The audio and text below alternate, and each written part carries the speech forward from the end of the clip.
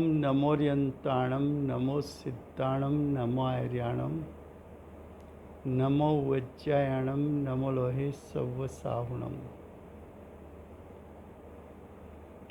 मंगलम भगवान वीरो मंगलम गौतमो गणी मंगलम कुंद कुंदार्यो जैन धर्मोस्तु मंगलम ओंकार बिंदु संयुक्तम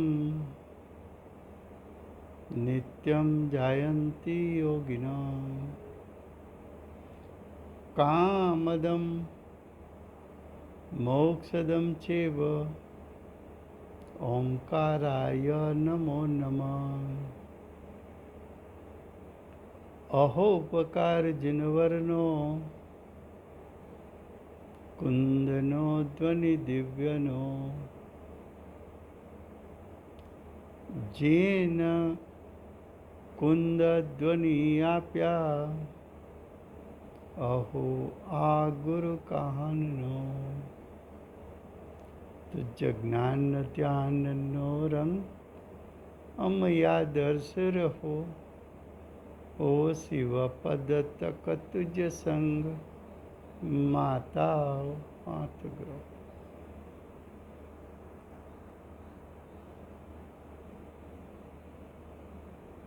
आ अष्टपाहुड़ नामनु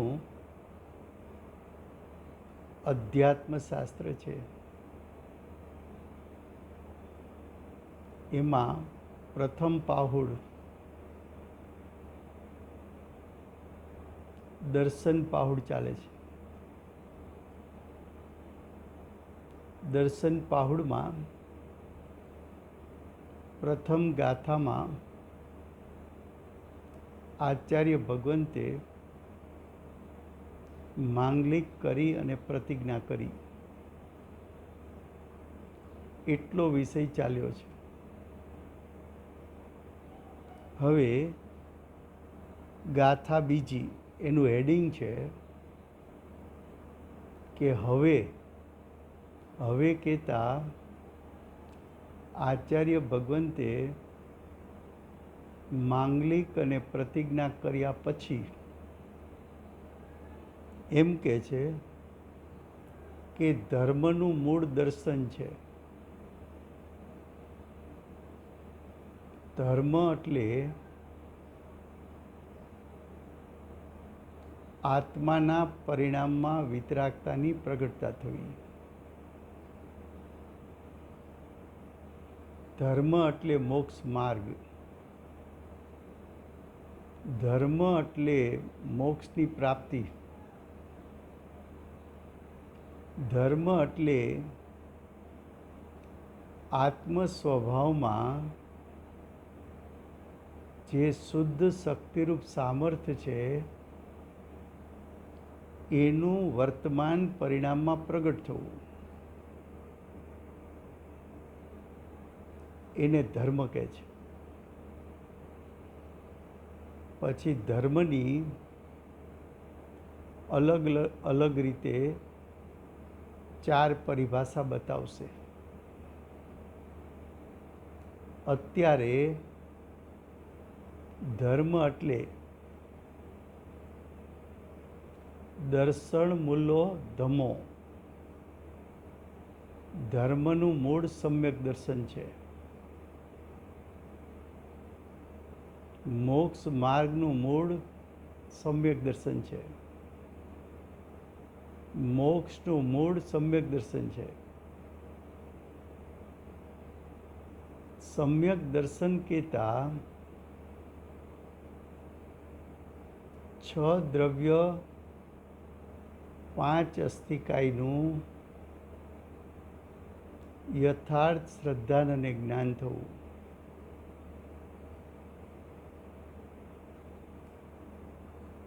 7 तत्व 9 पदार्थनु यथार्थ श्रद्धा अने ज्ञान थवुं। आत्माना शुद्ध स्वभावनु યથાર્થ શ્રદ્ધાન રુચિ પ્રતીતિ થવી એ સમ્યક દર્શન છે. તો અહીં કહે છે ધર્મનું મૂળ દર્શન એટલે સમ્યક દર્શન. દર્શન એટલે સમ્યક દર્શન. જેવો જેવો કહેતા સાધકો, જેવો કહેતા જ્ઞાનીઓ, જેવો કહેતા અંતરાત્માઓ,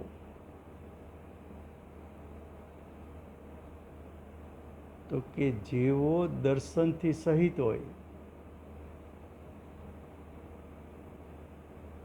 અસ્થિથી કેવું હોય, તો જેવો દર્શન કહેતા સમ્યક દર્શનથી સહિત હોય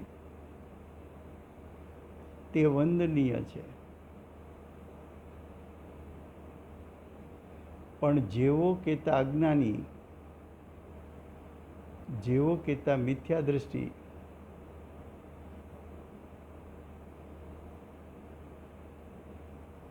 જેવો કહેતા બહિરાત્મા દર્શનથી રહિત હોય, સમ્યક દર્શનથી રહિત હોય, આત્મ સ્વભાવની પ્રતીતિથી રહિત હોય, આત્મ અનુભવથી રહિત હોય, તેમની વંદના ન કરવી, તેમની વંદના ન કરવી જોઈએ. લ્યો, આચાર્ય ભગવંતે માંગલિક અને પ્રતિજ્ઞા કર્યા પછી સૌ પ્રથમ સમ્યક દર્શનનો મહિમા શરૂ કર્યો.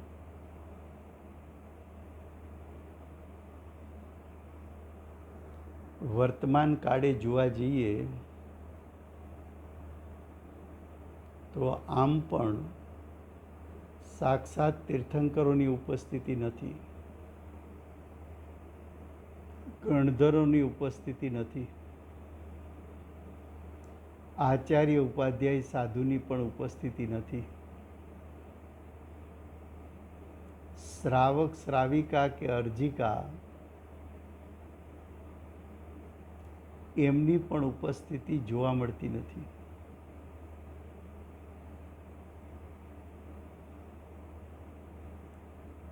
થોડા કાળની પહેલાંની વાત કરીએ તો શ્રીમદ રાજચંદ્ર સમ્યક દૃષ્ટિ થયા અને વર્તમાન કાળે જેમનું શાસન ચાલે છે એવા પૂજ્ય ગુરુદેવ અને એના શિષ્યોમાં શિરોમણી બેનશ્રી સમ્યક દૃષ્ટિ થયા.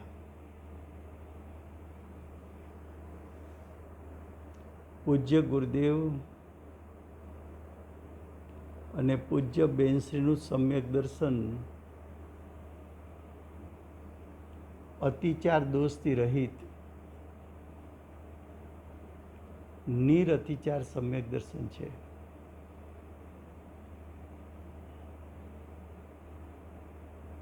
જેમને અંતરંગ વિતરાગતા પ્રગટ થઈ છે એવા પૂજ્ય ગુરુદેવને બેનશ્રી એના નિકટમાં પરિચય કરવાથી એમની અંતરંગ વિતરાગતા બીજા જીવોને વિતરાગતા પ્રગટ કરવામાં નિમિત્તરૂપ થઈ શકે તેમ છે.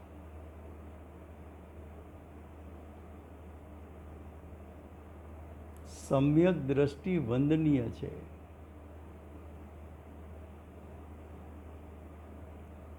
પૂજાના પુસ્તકોમાં, પૂજાના શાસ્ત્રોમાં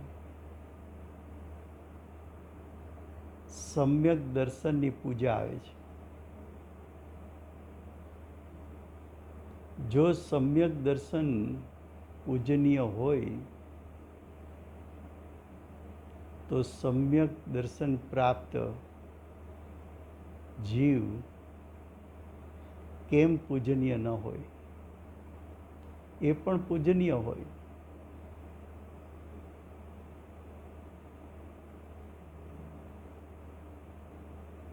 વર્તમાન કાળે, પંચમ કાળે સમ્યક દર્શન પ્રગટ કરવું એક અચરજકારી, આશ્ચર્યકારી, અદ્ભુત ઘટના છે. આપણા પુણ્ય પ્રતાપે વર્તમાન કાળે બે સમ્યક દ્રષ્ટિનો સાક્ષાત યોગ થયો. પૂજ્ય ગુરુદેવ અને બેનશ્રી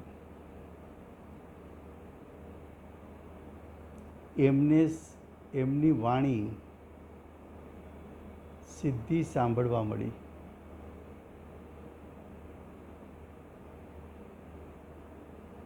એમની વાણીમાં જોર એવું છે કે વજ્ર જેવી વાણી છે.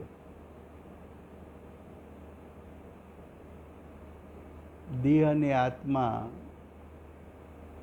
ભિન્નતાનું ભાવભાષણ કરાવે. આત્મ સ્વભાવ અને વિભાવ વચ્ચે ભેદરૂપ શ્રદ્ધાન કરાવે. એવી પૂજ્ય ગુરુદેવ અને પૂજ્ય બેનશ્રીની વાણી છે. તો કે છે આવા જ્ઞાનીઓ, આવા સમ્યક દ્રષ્ટિઓ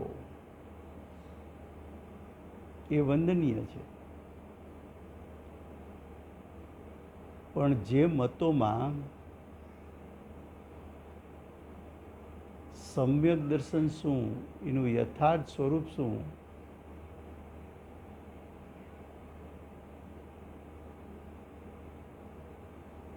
એનું જ શ્રદ્ધાન કે જ્ઞાન નથી,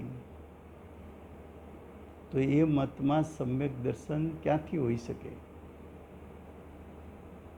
તો કહે છે કે આ ગાથામાં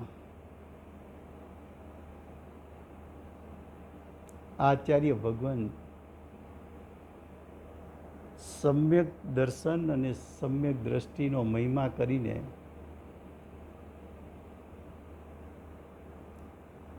એમને વંદન કરવા યોગ્ય છે એમ સ્થાપિત કરશે. ગાથા બીજી, એમના શબ્દો છે: રે ધર્મ દર્શન મૂલ ઉપદેશ્યો ચિનો એ શિષ્યને તે ધર્મ નિજ કરણે સુણી દર્શન રહિત નહીં વંદ્ય છે. અર્થ: જીનવર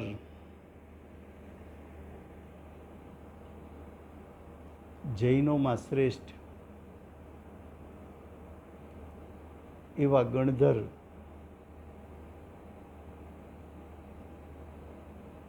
એ ગણધર જે સર્વજ્ઞ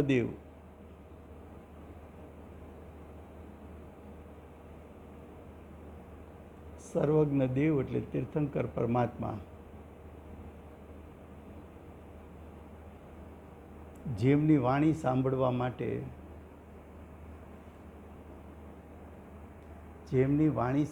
માટે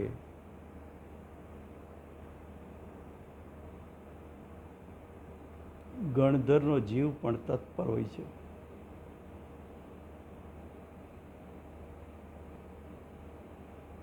તો તીર્થંકર પરમાત્માએ ગણધર આદિ શિષ્યોને ધર્મનો ઉપદેશ આપ્યો.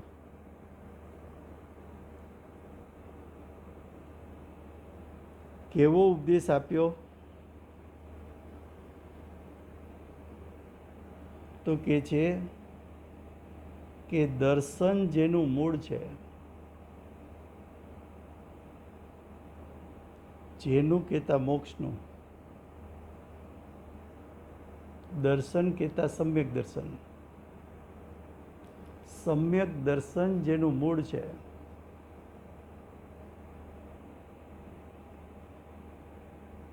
હવે કે છે મૂળ ક્યાં હોય છે? તો કે જેવી રીતે મંદિરનો પાયો વૃક્ષનું મૂળ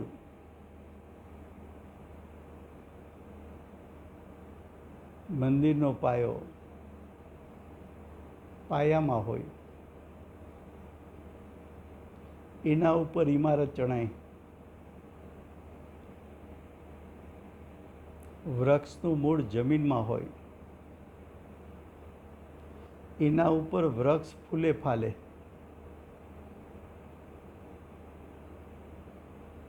એમ સમ્યક દર્શન ઉપર મોક્ષ માર્ગ અને એનું ફળ મોક્ષ ફૂલે ફાલે.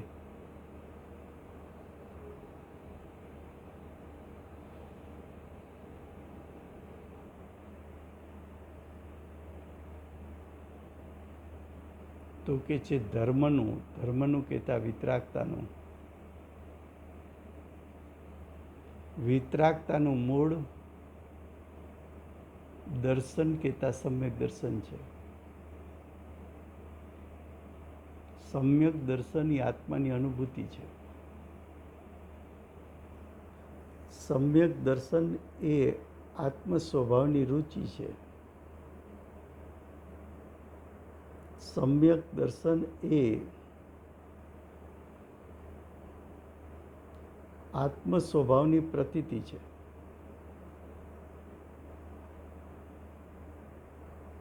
સમ્યક દર્શન એ આત્મ સ્વભાવમાં હુંપણું છે.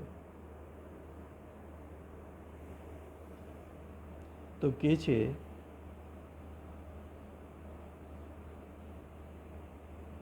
કે ધર્મનું મૂળ દર્શન છે, માટે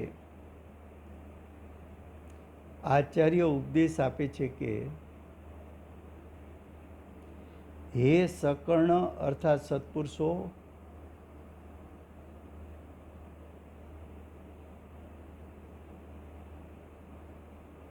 સર્વજ્ઞના કહેલા તે દર્શન જેનું મૂળ છે, એવા ધર્મને પોતાના કાનથી સાંભળી જે દર્શન રહી છે તે વંદ્ય નથી. શું કહે છે?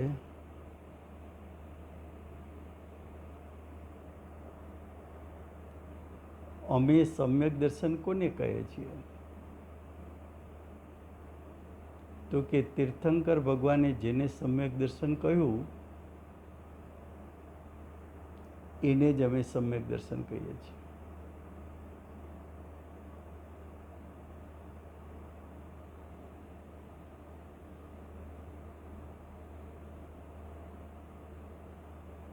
તો કે સર્વજ્ઞના કહેલા દર્શન જેનું મૂળ છે,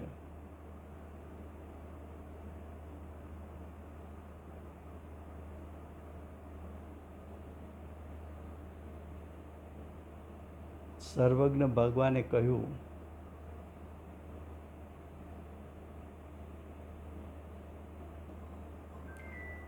કે મોક્ષનું સર્વજ્ઞ ભગવાને કહ્યું કે મોક્ષનું મૂળ સમ્યક દર્શન છે.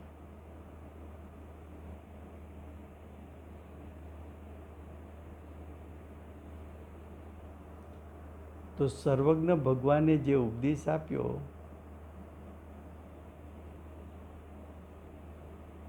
એને કાનથી સાંભળી, એટલે કે સર્વજ્ઞ ભગવાનના ઉપદેશને યથાર્થપણે લક્ષમાં લઈ જે દર્શન રહિત જીવો છે એને વંદન નમસ્કાર ન કરવા. આચાર્ય ભગવાન બોલ્યા તો અસ્થિથી.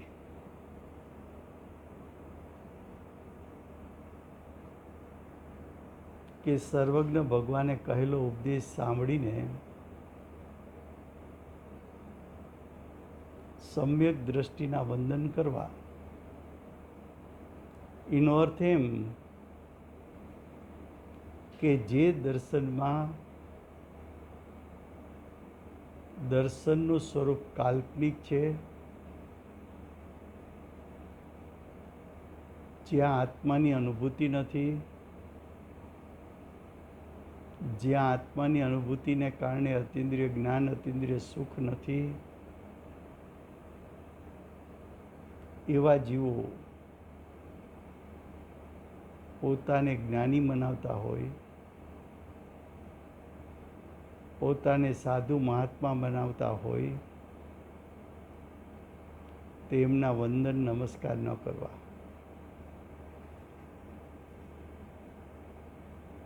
363 મતથી ઉત્પન્ન થતું ગ્રહિત મિથ્યા દર્શન જ્ઞાન ચારિત્ર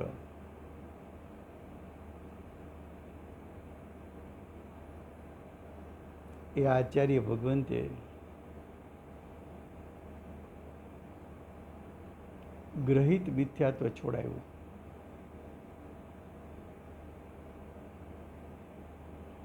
હવે કે છે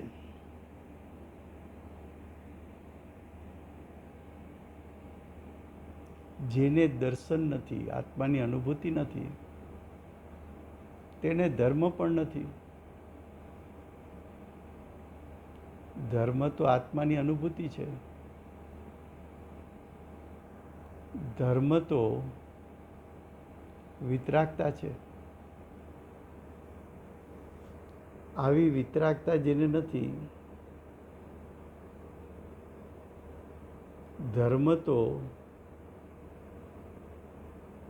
જે આત્મ સ્વભાવમાં શુદ્ધ શક્તિરૂપ સામર્થ્ય છે, એની વર્તમાન પરિણામમાં વ્યક્તતા થવી એ ધર્મ છે. પણ આવી વ્યક્તતા જેને પ્રગટ થઈ નથી અને પોતાને ધર્મની પ્રાપ્તિ છે, પોતે ધર્મી છે એવું માને છે ને મનાવે છે,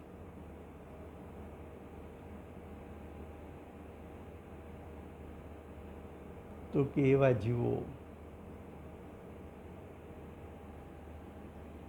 એમને ધર્મ પણ નથી. કારણ કે મૂળ રહિત વૃક્ષ કેવું હોય?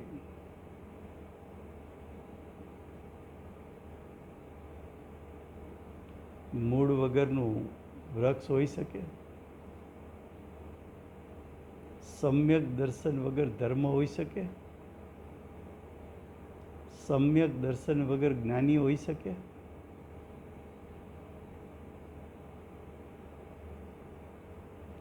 દર્શન પાહુડ છે આ.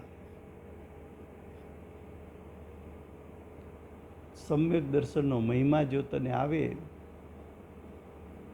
તો સમ્યક દર્શન પ્રાપ્તિ કરવાની ભાવના તને જાગે, સમ્યક દર્શન પ્રાપ્ત કરવાની રુચિ થાય. હવે કે છે તેથી આ ઉપદેશ છે કે જેમને ધર્મ નથી તેમનાથી ધર્મની પ્રાપ્તિ ન થઈ શકે. 363 પાખંડ મતમાં ધર્મ નથી.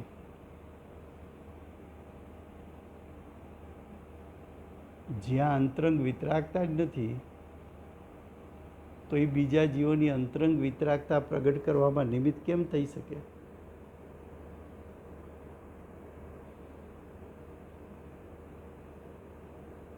જેણે પોતે માર્ગ પ્રાપ્ત કર્યો નથી એ માર્ગ કઈ રીતે બતાવી શકે? જેમના કહેવાતા આગમો એ પણ કલ્પનાથી બનાવેલા છે, તો એનાથી માર્ગ પ્રાપ્ત કેમ થાય? તો કે છે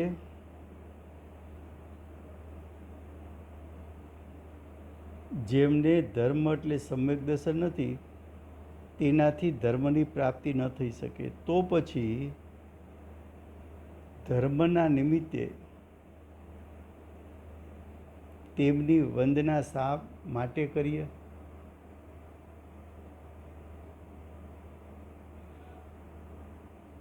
જે મને હિતકારી નથી, જે મને ધર્મની પ્રાપ્તિ કરાવી શકે તેમ નથી.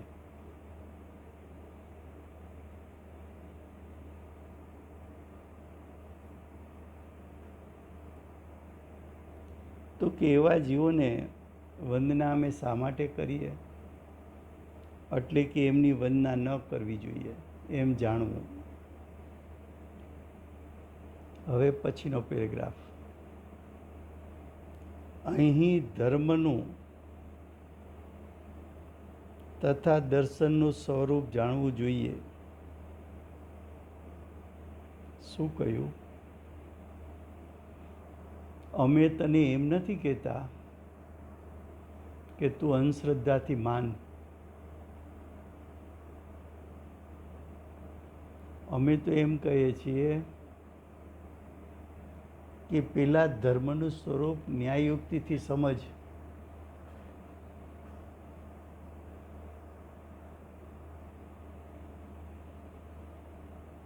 પછી અમે તો જ્ઞાની કે છે, અનુભવ કર્યો છે, તમે પણ અનુભવ કરીને સ્વીકારો.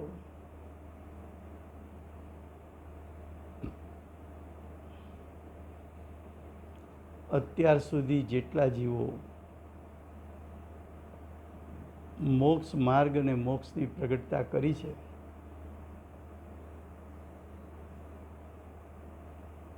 એમનું સ્વરૂપ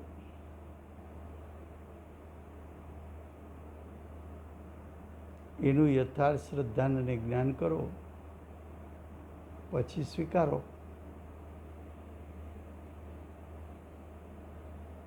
તો કે છે હવે અહીં ધર્મનું તથા દર્શનનું સ્વરૂપ જાણવું જોઈએ. એમ કહી સમ્યક દર્શનનું સ્વરૂપ શું છે તેનું યથાર્થ શ્રદ્ધાન અને જ્ઞાન કરાવશે. તે સ્વરૂપ તો ગ્રંથકાર જ એટલે કુંકુંદાચાર્ય દેવ પોતે ટૂંકાણમાં આગળ કહેશે. તો પણ અન્ય ગ્રંથો અનુસાર અહીંયા પણ કેટલું કહીએ છીએ. અન્ય શાસ્ત્રો છે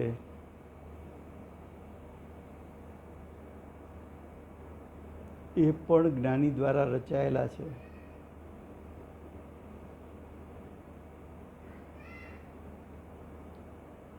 ઘણા શાસ્ત્રોએ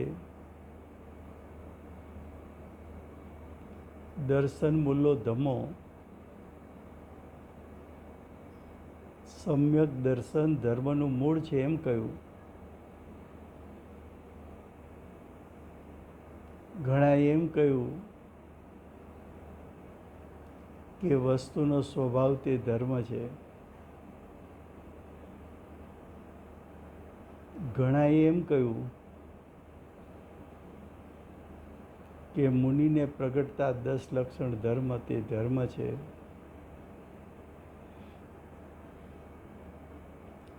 ઘણાએ એમ કહ્યું સમ્યક દર્શન જ્ઞાન ચારિત્ર તે ધર્મ છે.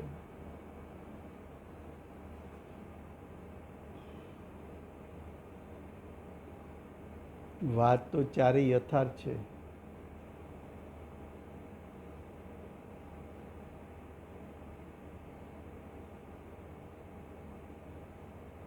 તો ધર્મનું સ્વરૂપ શું છે અને કયા પ્રકારે છે એ સમજાવશે જો આગળ.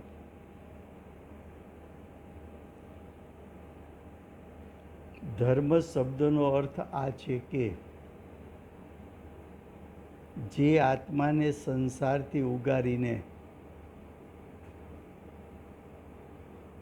અજ્ઞાની આત્મા ચાર ગતિમાં પરિભ્રમણ કરે, પંચ પરાવર્તન કરે, 84 લાખ યોનિમાં જન્મ લે, સંસારમાં રખડે, એવા જીવો તો દુઃખી છે. એવા જીવોને ચાર ગતિમાંથી ઉગારી, સંસારમાંથી ઉગારી, 84 લાખ યોનિમાં થતા જન્મ મરણથી ઉગારી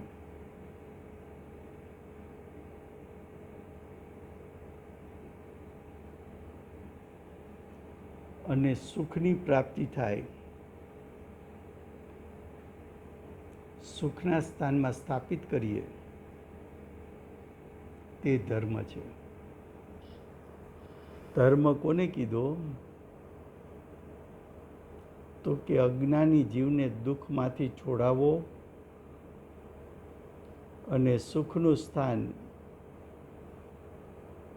એવા જ્ઞાયક સ્વભાવમાં એને સન્મુખ કરો. તો એવો જીવ દુઃખને ટાળીને અતિન્દ્રિય જ્ઞાન, અતિન્દ્રિય સુખને પ્રાપ્ત કરે છે. તો કે છે એવું થાય તો એને ધર્મ કહેવાય. હવે દર્શન શબ્દનો બીજી રીતે અર્થ કરે છે. દર્શન એટલે દેખવું.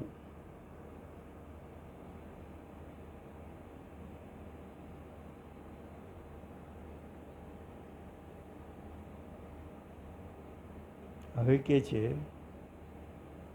આ પ્રમાણે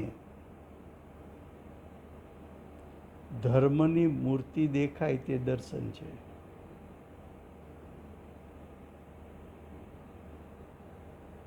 શું કહ્યું?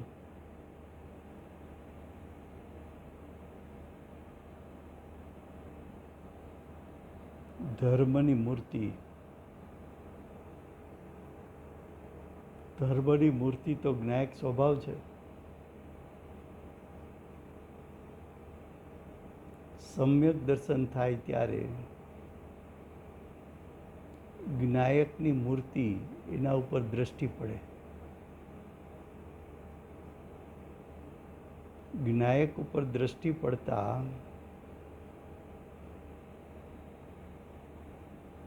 જીવને સમ્યક દર્શનની પ્રાપ્તિ થાય.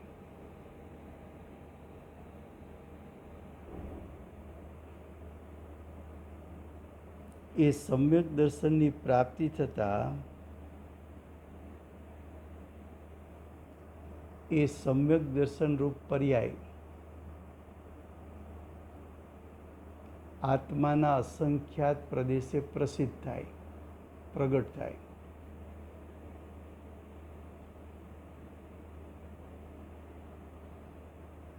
આ જે ધર્મની પર્યાય પ્રગટ થઈ, જેમાં ધર્મનું ગ્રહણ એટલે સુખનું ગ્રહણ. સુખનું ગ્રહણ હોય તો એવા મતને દર્શન કહે છે. શું કહ્યું? દર્શન એટલે દેખવું. કોને દેખવો? પોતાના નિજ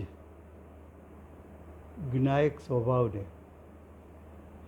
નિજ જ્ઞાયક સ્વભાવને શા માટે દેખવો? શા માટે એના ઉપર દ્રષ્ટિ મૂકવી? તો કે એના ઉપર દ્રષ્ટિ મૂકતા ઇન્દ્રિય સુખ દુઃખનો નાશ થશે, અતિન્દ્રિય સુખ પ્રગટ થશે અને એ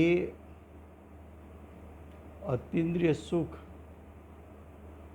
આત્માના સર્વ પ્રદેશમાં પ્રસિદ્ધ થશે, ફેલાઈ જશે. એવા મતને અમે દર્શન કહીએ છીએ. 363 પાખંડ મતમાં આવું દર્શન બતાવ્યું હોય તો બતાવો. જો આવું દર્શન ન બતાવ્યું હોય તો એ પાખંડ મત તો ધર્મનું સ્થાન નથી.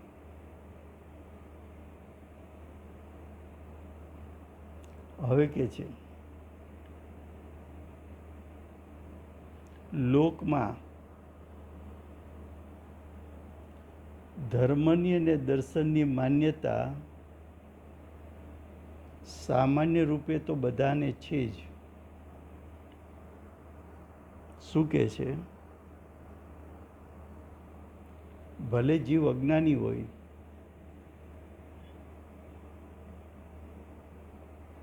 પણ મારે ધર્મ પ્રગટ કરવો છે, મારે ભગવાનના દર્શન કરવા છે,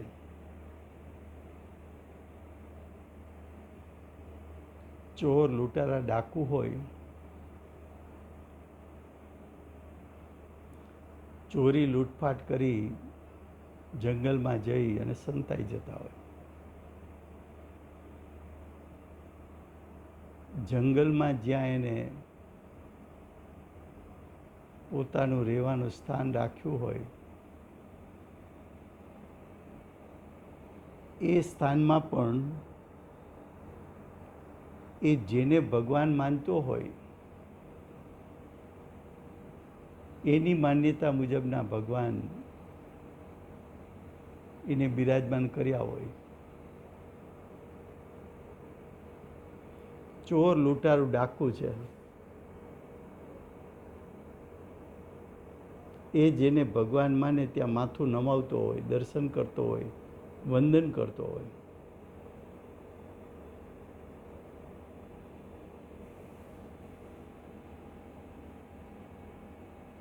આવી માન્યતા તો સામાન્યપણે બધાને જોવા મળે છે, પરંતુ સર્વજ્ઞ વિના યથાર્થ સ્વરૂપને જાણવું થઈ શકે નહીં. ભગવાનનું યથાર્થ સ્વરૂપ કોણ જાણે છે? આત્માનું યથાર્થ સ્વરૂપ કોણ જાણે છે? તો કે સર્વજ્ઞ પરમાત્મા.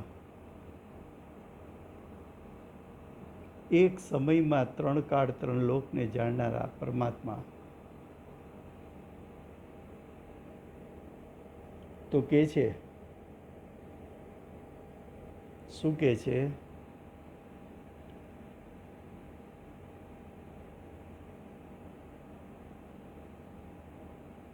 કે સર્વજ્ઞ વિના યથાર્થ સ્વરૂપને જાણવું થઈ શકે નહીં. અને છદ્મસ્ત પ્રાણી પોતાની બુદ્ધિથી અનેક સ્વરૂપોની કલ્પના કરીને અન્યથા સ્વરૂપને સ્થાપીને તેમની પ્રવૃત્તિ કરે છે. શું કહ્યું? છદ્મસ્ત અજ્ઞાની જીવ, જેની પાસે જ્ઞાન અધૂરું છે, જેનું જ્ઞાન અજ્ઞાન છે, જેનું જ્ઞાન વિપરીત છે, જેનું જ્ઞાન મિથ્યા છે, એવા જીવો, પ્રાણી એટલે જીવો, પોતાની બુદ્ધિથી એટલે કાલ્પનિક બુદ્ધિથી અનેક સ્વરૂપોની કલ્પના કરીને જે ખરેખર વસ્તુ સ્વરૂપ નથી એવા સ્વરૂપની કલ્પના કરીને અન્યથા સ્વરૂપને સ્થાપીને તેમની પ્રવૃત્તિ કરે છે. ધર્મને નામે પ્રવૃત્તિ કરી ખોટી. હવે કે છે પરંતુ જીનમત એટલે જીનેન્દ્ર ભગવાનનો મત. જીનેન્દ્ર ભગવાનની અપેક્ષાએ જૈન દર્શન મુજબ સર્વજ્ઞની પરંપરાથી પ્રવર્તમાન છે.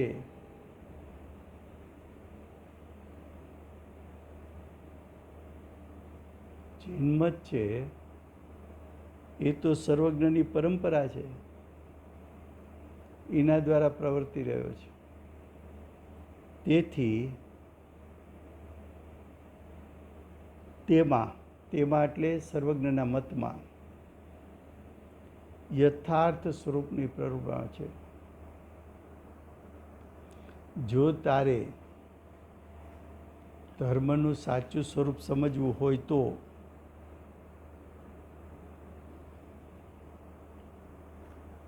જીનેન્દ્ર ભગવાનના મતમાં કહ્યું છે એ સ્વરૂપ યથાર્થ હોવાથી એ સ્વરૂપને તું ગ્રહણ કર તો ધર્મનું સાચું સ્વરૂપ એનું શ્રદ્ધાંગ જ્ઞાન તને સવિકલ દશામાં થશે અને ત્યાર પછી સવિકલ દશામાં કરેલું શ્રદ્ધાન અને જ્ઞાન તારા પુરુષાર્થથી એ જ શ્રદ્ધાન અને જ્ઞાન નિર્વિકલ્પ થશે. એટલે કે તને આત્માની અનુભૂતિ થશે, એટલે કે ધર્મની પ્રાપ્તિ થશે, એટલે કે તારા સ્વદ્રવ્યમાં ધર્મરૂપ પરિણામ પ્રગટશે, એટલે કે દુઃખનો ત્યાગ થઈ અતિન્દ્રિય સુખની પ્રાપ્તિ થશે. લો સમય થયો છે, વિશેષ આવશે. બોલીએ શ્રી અનંત ચતુષ્ટયના ધારક શ્રી સિમંદર ભગવાનનો જય હો. આખરી શાસન નાયક બાલ બ્રહ્મચારી મહાવીર ભગવાનનો જય હો. હાલતા ચાલતા સિદ્ધ શ્રી કુંદકુંદાચાર્ય દેવનો જય હો. વર્તમાન ગુરુ અને ભાવિના તીર્થંકર શ્રી સૂર્યકીર્તિ ભગવાનનો જય હો. ભગવતી સ્વરૂપ પ્રશમૂર્તિ ભગવતી માતનો જય હો. અષ્ટજીનવાણી માતનો જય હો. પરમ દિગંબર જૈન ધર્મનો જય હો.